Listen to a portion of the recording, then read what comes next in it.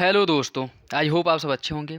साथियों, हम लोग दृष्टि आईएएस द्वारा पब्लिश जो प्रीलिम्स स्पेशल भारतीय संविधान एवं राज्य व्यवस्था था, उसको हम लोग डिस्कस कर रहे थे। जिसके पहले वीडियो में हम लोगों ने प्रस्तावना, मौलिक अधिकार, नागरिकता, नीति निर्देशक तत्व, मौलिक कर्तव्यों को डिस्कस किए थे। इस वीडियो में हम लोग जो संघीय कार्यपालिका है, विधायिका है, उसको डिस्कस करेंगे। और यह प्रीलिम्स स्पेशल एक बूस्टर समझ लीजिए, जो दृष्टि आईएएस द्वारा पब्लिश किया गया है, जो एग्ज़ाम की दृष्टि से बहुत ही महत्वपूर्ण है। तो आप लोग जो है एग्ज़ाम से पहले इसे एक बार रिवीजन के पर्पज़ से देख सकते हैं, जो एग्ज़ाम में आप लोगों को ज़रूर फ़ायदा पहुँचाएगा। तो आप लोग अगर चैनल पर नए हैं तो सब्सक्राइब कर लीजिए और बेल आइकन को प्रेस कर लीजिए, जिससे वीडियो का नोटिफिकेशन प्रॉपरली आप लोगों तक पहुँचता रहे। और यदि चैनल पर नए हैं तो सब्सक्राइब साथियों ज़रूर कर लें, और वीडियो अच्छा लगे तो लाइक करना बिल्कुल भी ना भूलें। इस वीडियो में हम लोग वीडियो को छोटे पार्ट में ही डिवाइड करेंगे। तो इस वीडियो में हम लोग संघीय कार्यपालिका को डिस्कस करेंगे। ठीक है, चलिए इसी के साथ जो है वीडियो की शुरुआत करते हैं। अनुच्छेद 53 सब क्लॉज फर्स्ट में कहा गया है कि संघ की कार्यपालिका शक्ति राष्ट्रपति में निहित होगी, और यह इसका प्रयोग जो है संविधान के अनुसार स्वयं या फिर अपने किसी अधीनस्थ अधिकारियों के माध्यम से करेगा। भारत का राष्ट्रपति प्रत्यक्ष और प्रत्यक्ष निर्वाचन पद्धति से निर्वाचित होता है। इस भारत के राष्ट्रपति का जो निर्वाचन होता है, जैसे लोकसभा का चुनाव जब होता है या फिर से राज्य विधानसभा का चुनाव होता है, तो उसमें हम लोग अपना जो है वो वोट डालने के लिए जाते हैं। लेकिन राष्ट्रपति के चुनाव में हम लोग वोट नहीं डाल सकते हैं। राष्ट्रपति का जो चुनाव होता है वो अप्रत्यक्ष रूप से होता है, अर्थात हम लोग जिसे चुनते हैं वो लोग राष्ट्रपति को चुनते हैं। ठीक है, तो यह जो राष्ट्रपति का चुनाव होता है वह अप्रत्यक्ष निर्वाचन पद्धति द्वारा होता है, और यह अनुपातिक प्रतिनिधित्व पद्धति के अनुसार एकल संक्रमणी मत पद्धति द्वारा होता है। ठीक है, और यदि राष्ट्रपति के चुनाव के समय किसी विधानसभा में कुछ स्थान खाली हैं या किसी राज्य की विधानसभा भंग है, तो इससे राष्ट्रपति के चुनाव को बाधित नहीं माना जाएगा। इससे जो है राष्ट्रपति के चुनाव पर कोई प्रभाव नहीं पड़ेगा। उस परिस्थिति में भी राष्ट्रपति का चुनाव कराना अनिवार्य है। जो सदस्य उस समय विधानसभाओं में हैं, उन्हीं के मतदान को पर्याप्त समझा जाएगा और राष्ट्रपति के चुनाव को संपन्न कराया जाएगा। ऐसा प्रावधान जो है भारतीय संविधान में किया गया है। राष्ट्रपति के चुनाव लड़ने की अर्हताएं अगर हम बात करें, तो अनुच्छेद 58 में राष्ट्रपति के चुनाव लड़ने की अर्हताओं से संबंधित प्रावधान किया गया है, जिसमें कहा गया कि वह व्यक्ति जो राष्ट्रपति का चुनाव लड़ना चाहता है भारत का नागरिक हो। यहाँ भारत का कहीं भी ये नहीं कहा गया है कि जन्म से भारत का नागरिक हो। अगर कोई व्यक्ति है और वह भारतीय नागरिकता ग्रहण कर लेता है तो भी वह राष्ट्रपति का चुनाव लड़ने के लिए पात्र हो जाता है। ठीक है, जैसा कि अमेरिका में क्या है कि अमेरिका में जो जन्म से अमेरिका का नागरिक है वही राष्ट्रपति का चुनाव लड़ सकता है, जबकि भारत में ऐसा नहीं है। 35 वर्ष की आयु वह पूरी कर चुका हो, लोकसभा का सदस्य निर्वाचित होने की अर्हता रखता हो, लोकसभा का सदस्य ना हो लेकिन लोकसभा का अध्यक्ष बनने की पात्रता उसके पास हो, भारत सरकार या किसी राज्य सरकार या फिर किसी स्थानीय या किसी प्राधिकारी के अधीन लाभ के पद पर आसीन ना हो, अर्थात लाभ का पद धारण ना करता हो। लाभ के पद के प्रयोजन के लिए भारत के राष्ट्रपति, उपराष्ट्रपति, किसी राज्य के राज्यपाल, केंद्र या राज्य सरकार के किसी मंत्री को लाभ के पद का धारक नहीं समझा जाएगा। भारत का राष्ट्रपति होने के लिए जन्म से भारत का नागरिक होना आवश्यक नहीं है। देखिए, जन्म से भारत का नागरिक होना आवश्यक नहीं है, जैसा कि अमेरिका में है। यदि नागरिकता अर्जित हो तो भी राष्ट्रपति पद का प्रत्याशी हो सकता है, या इंपॉर्टेंट है, पूछ सकता है। ठीक है, तो याद रखिएगा, राष्ट्रपति या उपराष्ट्रपति के निर्वाचन से संबंधित सभी शंकाओं और विवादों की जो जांच होती है उसका फैसला, अंतिम फैसला सर्वोच्च न्यायालय द्वारा किया जाता है, और इस संबंध में उसका निर्णय जो है वह अंतिम होता है। उसके बाद कहीं भी उसके खिलाफ कार्रवाई या फिर से इसकी सुनवाई नहीं की जा सकती है। अनुच्छेद 171 सब क्लॉज 3 में कहा गया कि राष्ट्रपति या उपराष्ट्रपति के निर्वाचन से संबंधित किसी विषय का विनियमन संसद द्वारा विधि बिना बनाकर जो है किया जाएगा। राष्ट्रपति का चुनाव लड़ने के लिए किसी प्रत्याशी का नाम कम से कम 50 मतदाताओं द्वारा प्रस्तावित होना चाहिए और कम से कम 50 द्वारा अनुमोदित होने चाहिए। ठीक है, तो जो व्यक्ति राष्ट्रपति का चुनाव लड़ना चाहता है उसके नामों का 50 मतदाताओं द्वारा प्रस्तावित होना चाहिए और 50 द्वारा अनुमोदित होना चाहिए। अगर ऐसा होता है तो ही कोई व्यक्ति जो है राष्ट्रपति चुनाव लड़ने के लिए पात्र होगा। अनुच्छेद 57 में कहा गया है कि यदि कोई व्यक्ति राष्ट्रपति के रूप में पहले निर्वाचित हो चुका है तो भी उसे पुनः इस पद के लिए चुनाव लड़ने का अधिकार होगा, अर्थात राष्ट्रपति का निर्वाचन जो है वह हो सकता है। जैसा कि अमेरिका में क्या है कि एक व्यक्ति अधिकतम 2 बार राष्ट्रपति बन सकता है, ठीक है? लेकिन भारत में क्या है कि एक व्यक्ति जितनी बार चाहे वह राष्ट्रपति बन सकता है, ठीक है? बशर्ते जो क्राइटेरिया है उसको अगर वो फुलफ़िल कर रहा है तो राष्ट्रपति चुनाव लड़ने के लिए कोई भी व्यक्ति पात्र होगा, ठीक है? नेक्स्ट देखिए, राष्ट्रपति की जो क्षमादान शक्ति दी गई है, राष्ट्रपति की क्षमादान शक्ति 5 प्रकार की दी गई हैं, जिसमें एक है क्षमा, परिहार, लघुकरण, विराम और प्रविलंबन। क्षमा का तात्पर्य है कि अपराधी को दंड या दंडादेश से पूरी तरह से मुक्त कर देना, और क्षमा देने पर सिर्फ दंड समाप्त नहीं होता है बल्कि दोष सिद्ध अपराधी ऐसी स्थिति में पहुंच जाते हैं जैसे कि उसने कोई अपराध किया ना हो। मतलब भूतकाल में उसने जो भी अपराध किया हो या उसके द्वारा जो भी अपराध किए गए हैं, अगर राष्ट्रपति उसे क्षमा करता है तो मतलब ये है कि उसने कोई भी अपराध नहीं किया है, सारे अपराधों से उसे मुक्त कर दिया जाता है। परिहार का मतलब है कि दंड के आदेश की प्रकृति बदले बिना दंड की मात्रा को कम कर देना, जैसे कि 5 वर्ष के कठोर कारावास को कम करके 2 वर्ष कर देना। परिहार का मतलब ये है कि दंड की प्रकृति को नहीं बदला जाता है, इसमें जो अवधि है उसको कम किया जाता है। मान लीजिए किसी व्यक्ति को 10 वर्ष की कठोर कारावास का सजा मिला है तो इसकी अवधि को कम करके 5 वर्ष कठोर कारावास का सजा दिया जा सकता है, यह आता है परिहार के अंतर्गत। और अगर लघुकरण की बात करें तो किसी कठोर प्रकृति के दंड के स्थान पर हल्की प्रकृति का दंड दिया जाता है, जैसे कठोर कारावास को साधारण कारावास में बदल देना या फिर मृत्यु दंड को आजीवन कारावास में बदल देना, यह लघुकरण के अंतर्गत आता है। यदि हम विराम की बात करें तो इसका अर्थ होता है कि दंड पाए हुए व्यक्ति की विशिष्ट अवस्था के कारण उसके दंड की कठोरता को कम करना, जैसे यदि कोई गर्भवती स्त्री है तो इसके मृत्यु दंड को आजीवन कारावास में बदल देना, ठीक है? इसके मृत्युदंड को आजीवन कारावास में बदल देना, या फिर से कोई रोगी व्यक्ति है तो उसकी मृत्यु के संदर्भ में ऐसा किया जा सकता है। प्रविलंबन का तात्पर्य होता है कि मृत्युदंड को अस्थायी तौर पर निलंबित कर देना। और प्रविलंबन कब चलता है? जब राष्ट्रपति के पास क्षमादान की प्रक्रिया चल रही होती है राष्ट्रपति को, उस समय ज़्यादातर प्रविलंबन का प्रयोग किया जाता है, ठीक है? अस्थायी तौर पर इसे निलंबित कर दिया जाता है जिस समय राष्ट्रपति के पास क्षमादान की प्रक्रिया चल रही होती है, ठीक है? तो यह 5 प्रकार की शक्तियां हैं क्षमादान जो राष्ट्रपति को प्राप्त है, यह भी याद रखिएगा। राष्ट्रपति की वीटो या निषेधाधिकार की शक्ति की बात करें तो यह 4 प्रकार की होती है, यह भी 4 प्रकार की हैं। एक होता है अत्यंतिक वीटो, विशेषित वीटो, निलंबनकारी वीटो और जेवी वीटो। अत्यंतिक वीटो का तात्पर्य है कि ऐसा वीटो जो विधायिका द्वारा पारित विधेयक को पूरी तरह से खारिज कर सकता है।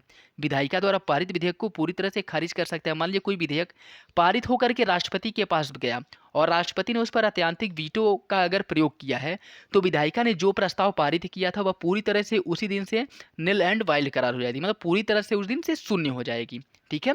विशेषित वीटो का तात्पर्य है ऐसी वीटो शक्ति जिसे एक विशेष बहुमत से विधायिका द्वारा खारिज किया जा सकता है, यह विशेषित वीटो कहलाता है। निलंबनकारी वीटो का तात्पर्य है कि कार्यपालिका के प्रमुख द्वारा किए गए वीटो को विधायिका पुनर्विचार करके साधारण बहुमत से पुनः पारित करके खारिज कर सकती है, इसे निलंबनकारी वीटो कहते हैं। जेवी वीटो का तात्पर्य है कि कार्यपालिका के प्रमुख द्वारा विधेयक पर स्वीकृति या अस्वीकृति प्रक्रिया की बजाय उसे अपने पास पड़े रहने देना।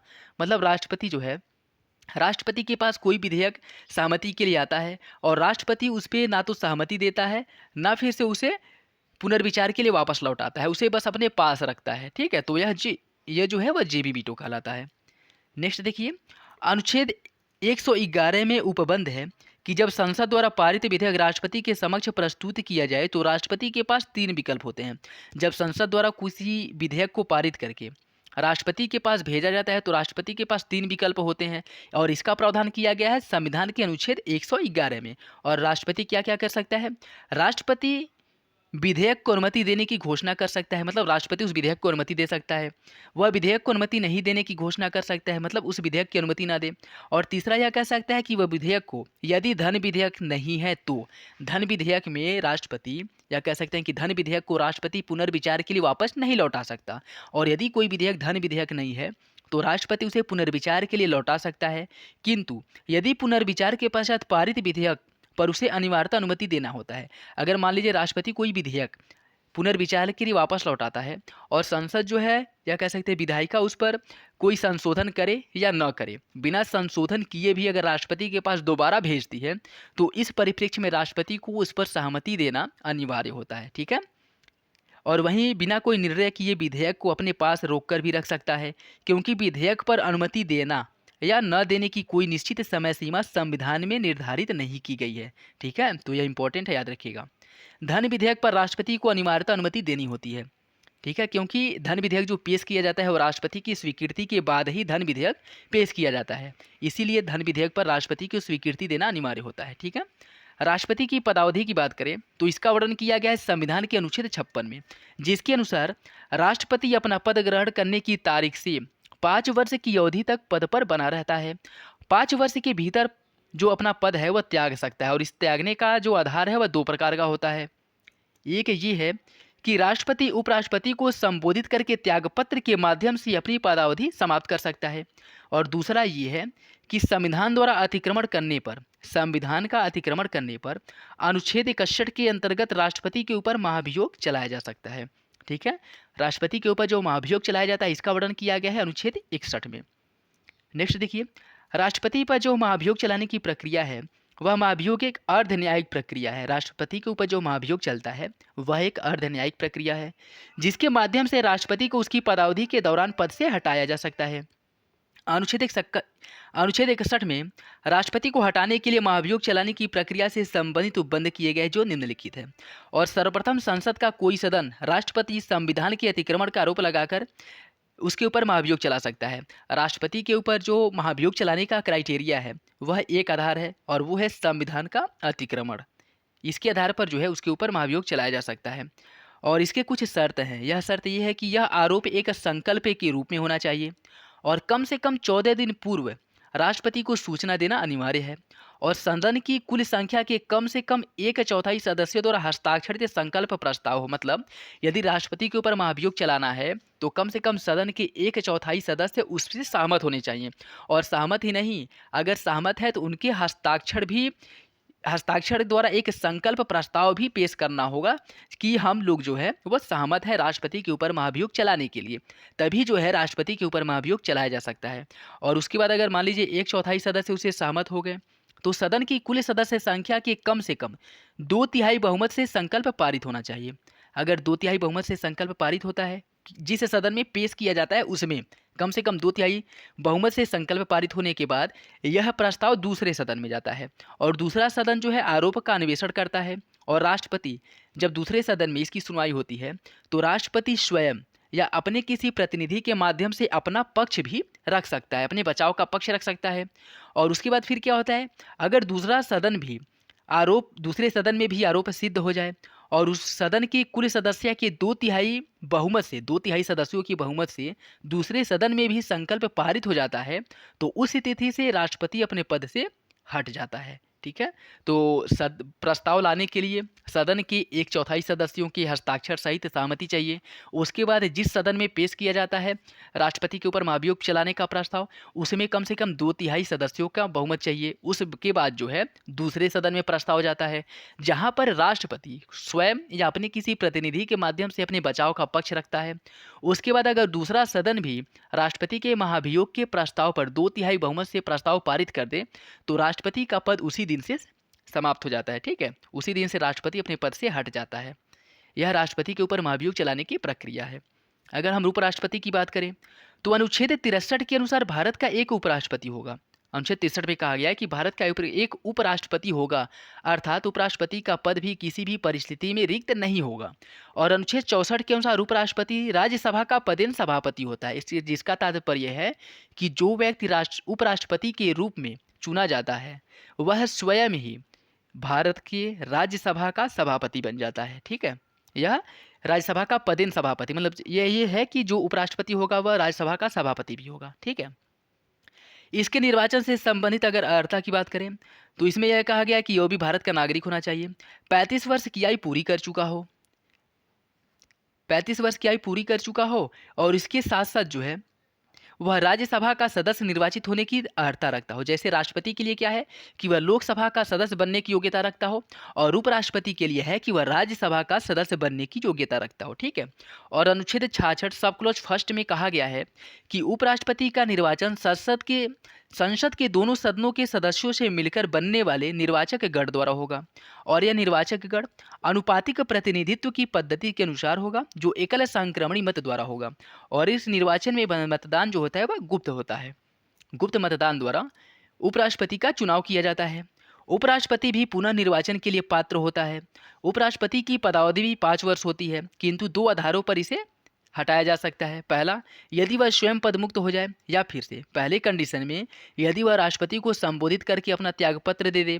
और दूसरा ये है कि उपराष्ट्रपति के ऊपर यदि उसके पद से हटाने के लिए महाभियोग चलाया जाए, तो इस कंडीशन में जो है उसे उसके पद से हटाया जा सकता है। बात करें प्रधानमंत्री की। राष्ट्रपति जो है वह भारत का संवैधानिक प्रमुख होता है, जबकि प्रधानमंत्री वास्तविक प्रमुख होता है। यह भी इंपॉर्टेंट है, याद रखिएगा। राष्ट्रपति भारत का संवैधानिक और प्रधानमंत्री भारत का वास्तविक प्रमुख होता है। औपचारिक दृष्टि से अगर बात करें तो भारत में राज्य का प्रधान राष्ट्रपति होता है, जबकि सरकार का प्रधान प्रधानमंत्री। अनुच्छेद 75 सब क्लॉज फर्स्ट में कहा गया है कि प्रधानमंत्री की नियुक्ति राष्ट्रपति करेगा और अन्य मंत्रियों की नियुक्ति राष्ट्रपति प्रधानमंत्री की सलाह पर करेगा। वहीं अनुच्छेद 75 सब क्लॉज 2 में कहा गया है कि मंत्री राष्ट्रपति के प्रसाद पर्यंत अपने पद पर बने रहते हैं।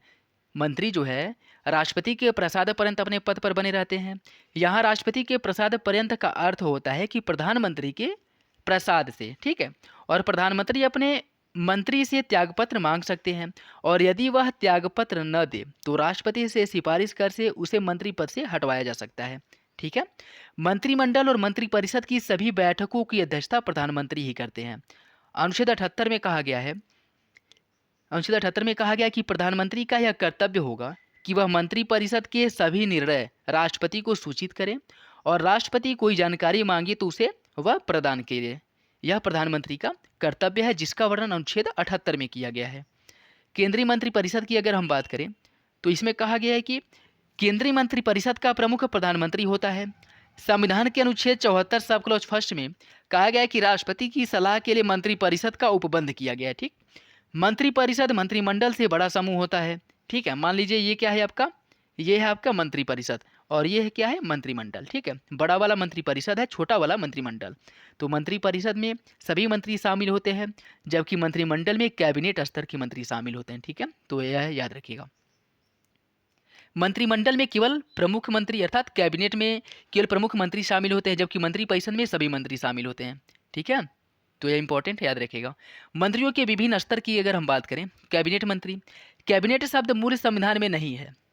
44वें संविधान संशोधन 1978 द्वारा अब इस शब्द को अनुच्छेद 352 में शामिल कर लिया गया है, तथा आपातकाल लागू करने संबंधी सिफारिश पर मंत्रिमंडल के सदस्यों द्वारा हस्ताक्षर किए जाने की बाध्यता को आरोपित किया गया था।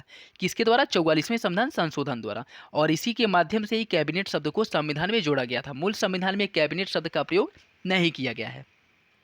कैबिनेट मंत्री मंत्रिपरिषद के सबसे महत्वपूर्ण मंत्री होते हैं, और वे अपने विभाग या मंत्रालय के प्रमुख भी होते हैं। राज्य मंत्री जो है, इन्हें कैबिनेट की बैठक में भाग लेने का अधिकार नहीं होता है, और इनकी 2 श्रेणियां होती हैं।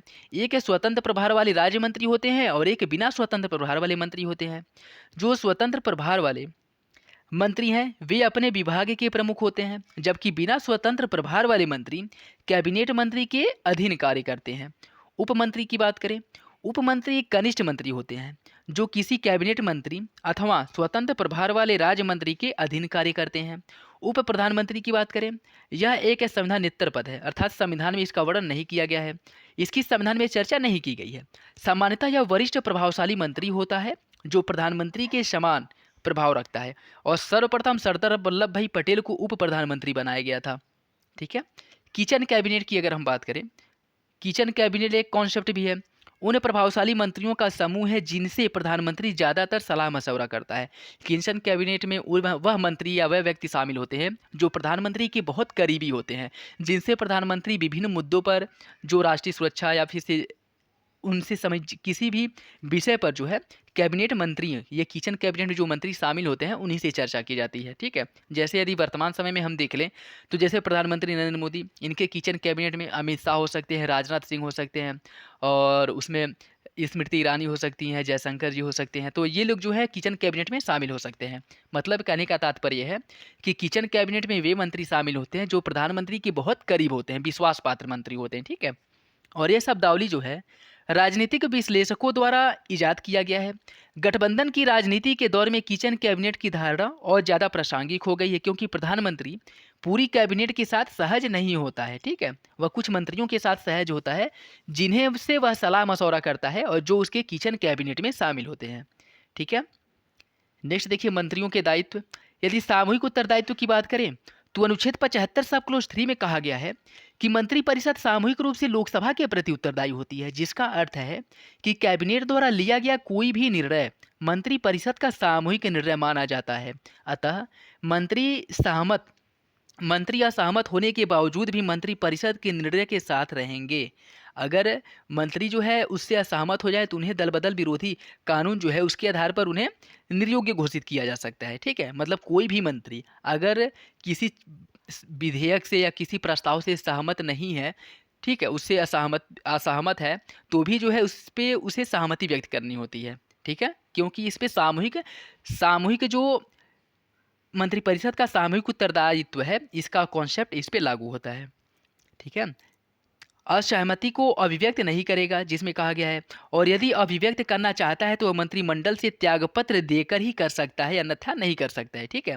मंत्री चाहे जिस भी सदन से हो, सामूहिक उत्तरदायित्व तो लोकसभा के प्रति होती है। यह इंपॉर्टेंट है, याद रखिएगा। ऐसा नहीं है कि यदि मंत्री राज्यसभा के हैं तो उनका उत्तरदायित्व तो राज्यसभा के प्रति होगा।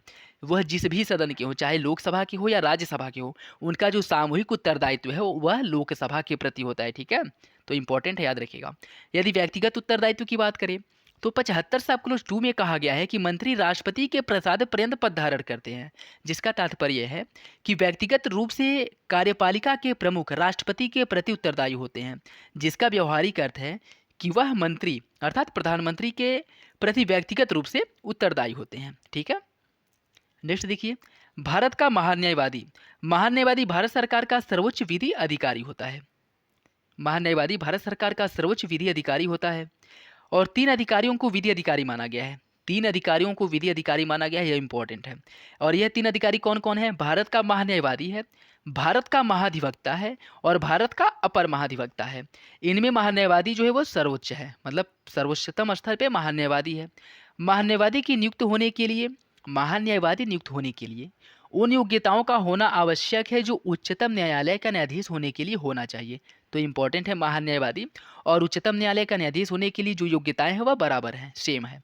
अनुच्छेद 76 सब क्लॉज 4 में कहा गया है कि महान्यायवादी राष्ट्रपति के प्रसाद पर्यंत पद धारण करता है और ऐसा पारिश्रमिक प्राप्त करता है जो राष्ट्रपति उसके लिए निर्धारित करे। उसे जो वेतन और भत्ते दिए जाते हैं वह वेतन भत्ते राष्ट्रपति द्वारा निर्धारित किए जाते हैं और यह राष्ट्रपति के प्रसाद पर्यंत अपने पद पर बना रहता है।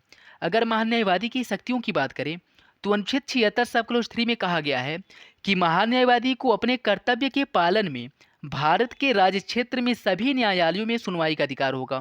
जो न्यायालय भारतीय राज्य क्षेत्र में आते हैं उनमें किसी भी न्यायालय में महान्यायवादी द्वारा सुनवाई की जा सकती है। अनुच्छेद 88 की बात करें, इसमें कहा गया है कि महान्यायवादी को संसद के किसी भी सदन में अर्थात किसी भी सदन में या फिर दोनों सदनों की बैठक तथा संसद की किसी समिति जिसका वह सदस्य है इसकी कार्यवाहियों में भाग लेने तथा बोलने का अधिकार भी है। और हालांकि उसे संसद के दोनों सदनों में मत देने का अधिकार नहीं होता है, लेकिन उसमें उपस्थित होने और बोलने का अधिकार महान्यायवादी को प्राप्त होता है।